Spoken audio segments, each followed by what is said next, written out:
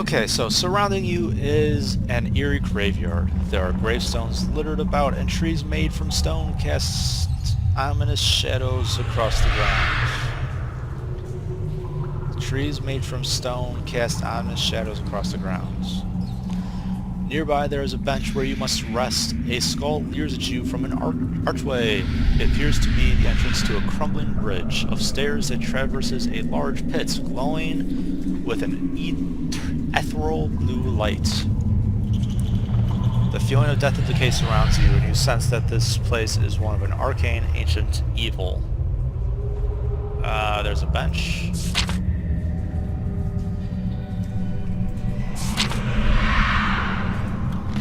Yeah.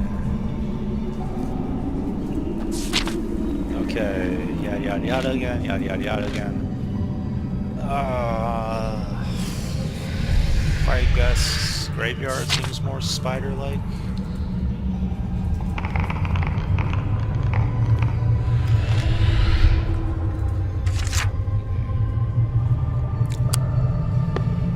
Guess I'm going up. Across a vast dark void using the ominous bridge. Swirling around below you in the depths of the void are trapped souls of the dead. The souls begin to rise before bursting suddenly forth from the void, encompassing the bridge. Their wails fill your ears and you look on in horror as some of the shapes materialize in front of you.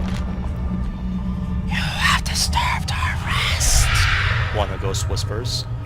Now you must join us in our eternal slumber. I get to fight ghosts. What could go wrong?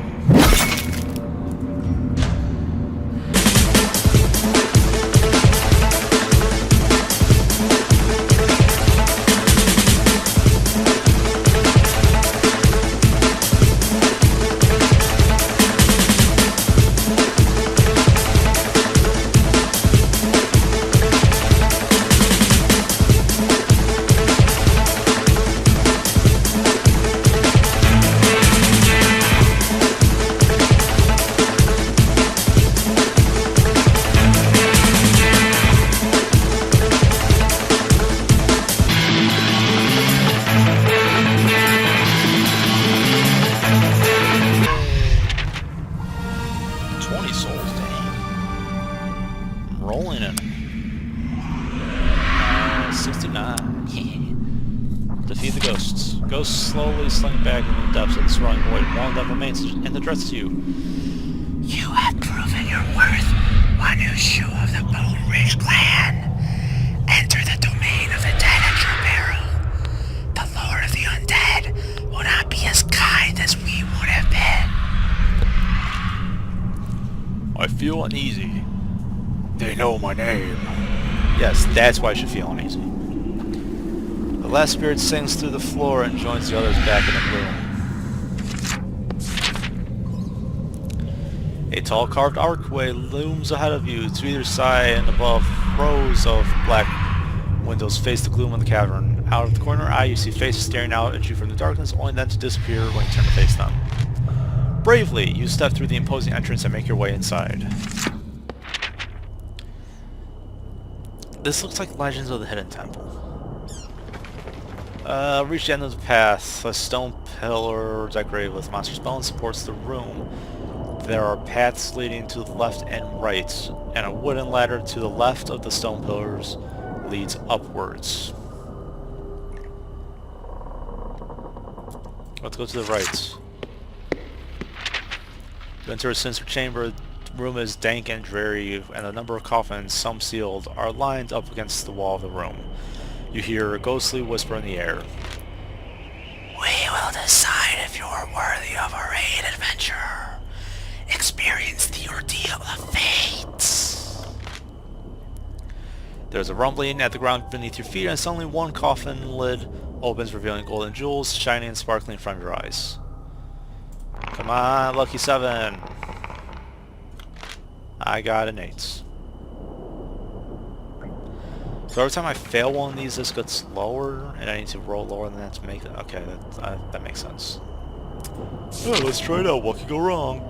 Stand still, you concentrate. The temptation is overwhelming. All the riches right there in front of you. You cannot help yourself. Stepping forward, you eagerly scoop up the treasure. which turns to ash. Again, the ghostly voice speaks. Such a weak will. You shall need to be prepared more than that if you wish to survive the domain of the dead. -5. Okay, so I lose every luck roll from now on.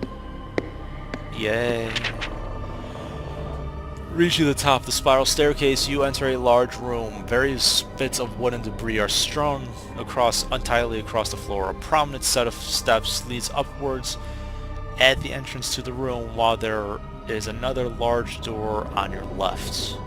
The room is deathly silent, and neither exit provides clues on where you should go next. In one corner is a crude wooden desk with a box on it. Nearby is a wooden bench suitable for resting. In front of the steps lies a hideous-looking man-sized creature with warty skin, wild hair, and long claws for fingernails. You can't tell whether he is asleep or dead. Interesting creature. It's most likely undead, though. Let's take a rest. As you move, the creature's eyes flash open. It sees you and gets to its feet. Its breathing becomes heavy and it stalks towards you. You must stand and fight it. You face a powerful adversary, a wight. This creature is large, strong, and evil. Draw my weapon and fight. Brandishing your gleaming silver weapon, you prepare for your battle.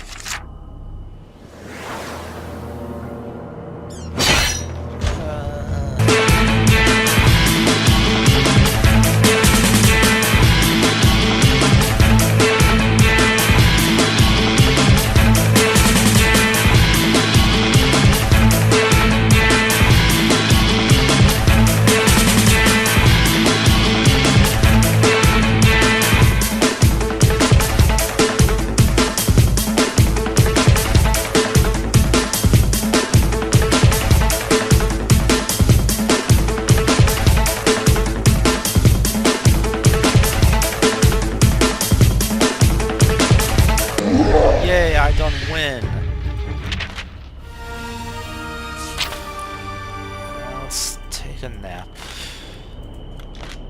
Hey, I got luck. I should have eaten rations. Investigate the desk.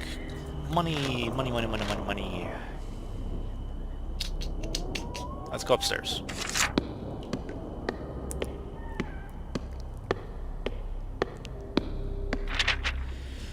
Reaching the top of the steps, you enter into a musty burial chamber. Tomes lie the chamber, giving an intense sense of claustrophobia, and there are strange carved faces on the wall, whose eyes seem to follow you around the room. Etched into the wall is the word Zagor. To the north are more steps that lead upwards. To one side of the chamber there is an ancient dusty book on a stone plinth.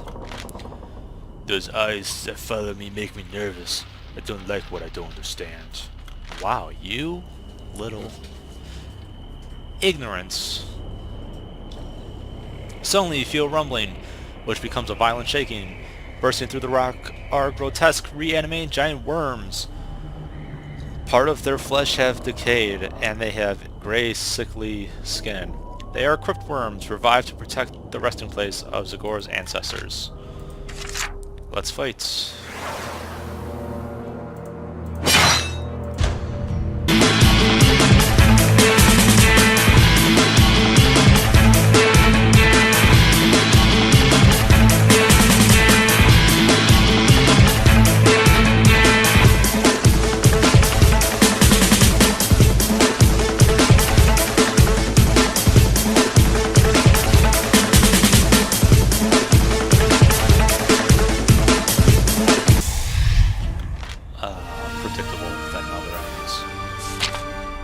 With an eerie moan, the cryptworms cease moving and fall to the ground with an earth-shattering crash. You put your weapon away and decide what to do next. You can either examine the book or leave. Let's just leave. I don't care about the books.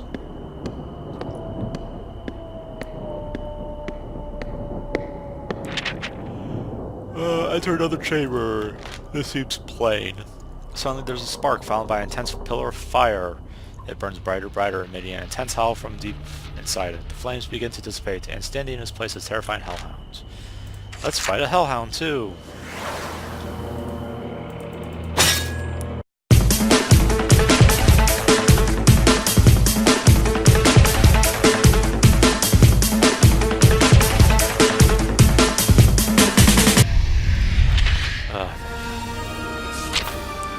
The monstrous roar of the demonic hound slumps to the ground dead. Seconds later, his body turns gray, becomes ash, which scatters to the wind blowing in the room.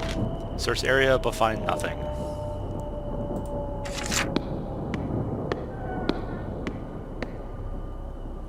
Which way will I go now? Let's keep going up. Narrow staircases cut into the rock, and there are 20 steps ahead. At the top of the stairs, a passageway leads you into a large open chamber. This chamber stinks of putrefying flesh. The smell is so bad that you're tempted to turn back. 3 bodies line the chamber. You may either search the bodies or tiptoe quietly through the room. I'm looking forward to leaving this place of evil. I'm just going to leave. Tiptoeing through the room, you climb up a narrow staircase ending at the top of the stairs' passage. It looks as though it leads out of the area. The whole experience seems rather anticlimactic. I think I should explore this room some more. You begin to have second thoughts about whether it should have been worthwhile to search bodies. No, just go. I don't trust it. Top of the stairs, this passage turns sharply to the east. As you pause to get your bearings, you hear a creaking in the rock behind you.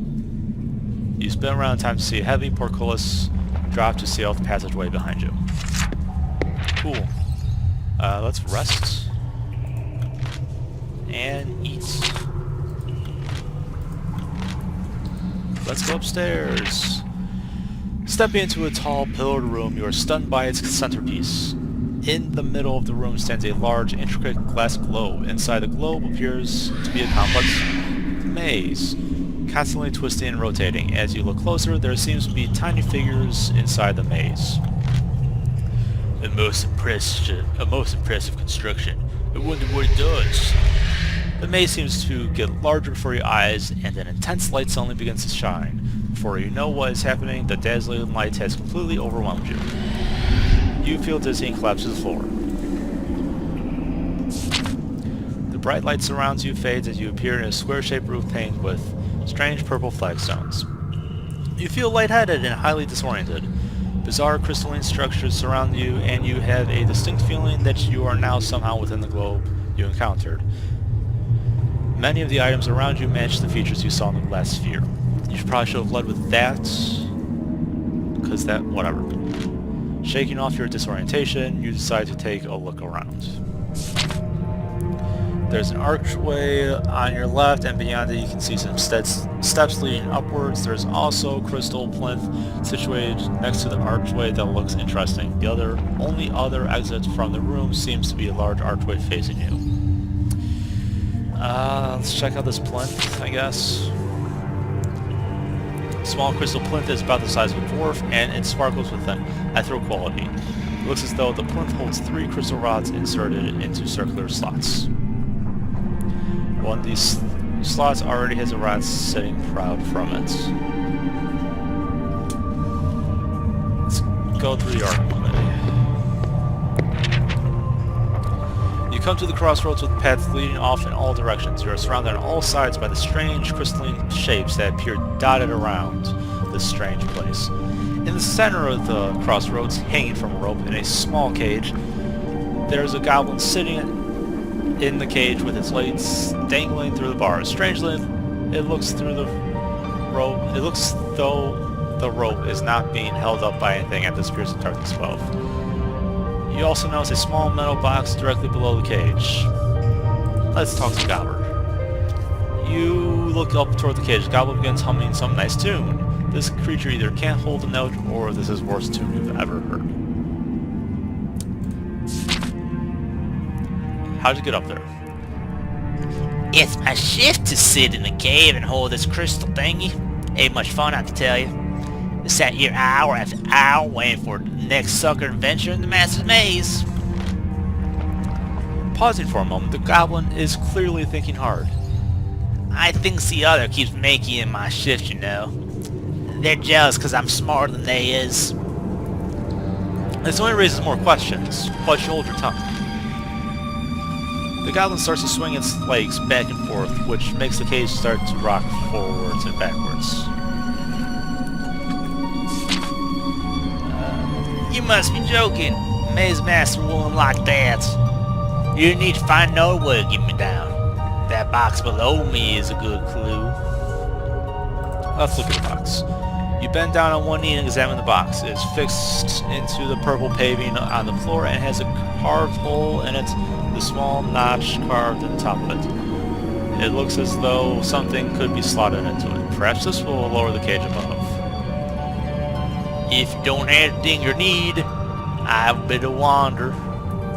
The goblin shouts down from above. Leave.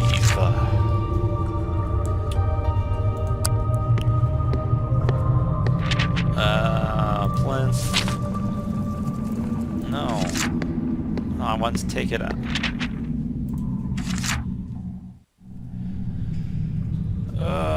This is telling me to go east for some... let's head east. Oh, this is actually a maze. Uninteresting. The pathway enters a small room and continues at the far side of a large archway. As you walk into the room, the ground beneath your feet begins to shake. From either side of your four large ghostly white hands looms out in the darkness. You are in danger of being trapped by the ghostly hands. Run. As you run through the gap between the rapidly encroaching hands, you feel their impending icy coldness. Just as it appears they are about to grab you, they stop. As you stand there in shock, they suddenly fade away into small wisps of white smoke. From somewhere in the distance you hear a laugh which echoes around you. Someone is enjoying your discomforts. Exit now to east or west. East. Nothing.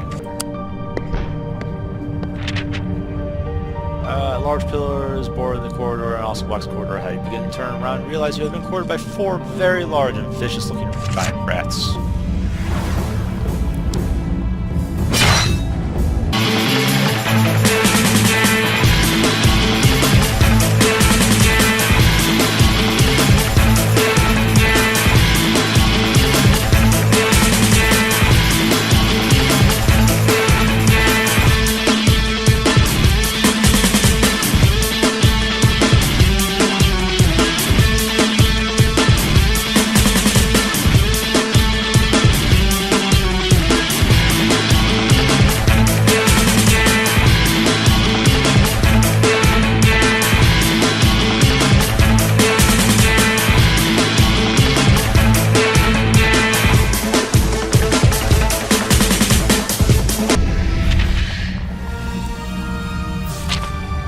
Defeated and no way to progress. The only option is to go west.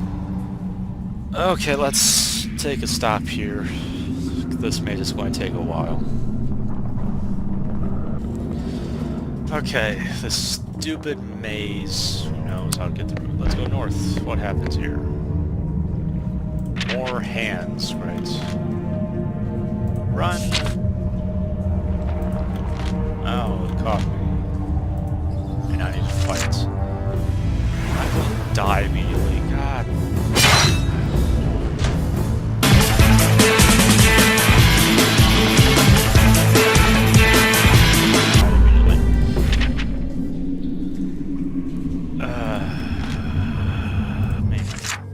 Okay, I'll just tack this onto the last episode. So, it's not a bad game, like all things considered. I mean, the turn-based thing is interesting. Was not what I was expecting. And there were a few words that were bad. What's the term I'm looking for? Bad grammar. Ironic that I'm getting grammar bad when I'm yelling at them for their bad grammar. So I mean, the scripts could get a little bit of work on that, I guess. And I like the somewhat random elements, like the fact that there's supposedly the keys are in a different location each playthrough, but there could be a bit more random. The fact that I went through that first area like 3 times and it was exactly the same each time, sort of boring. Like, especially for a game where you're supposed to go through dozens of times and keep having your character die off, having the same exact beginning is a bit boring. I mean, that's just my opinion, obviously. Who cares about that, right? But, you know, not that bad of a game. I'll probably play more in future, maybe, you know, off camera. Or maybe not, who knows. Maybe I'll come back to this later. But for now, yeah, that's the end.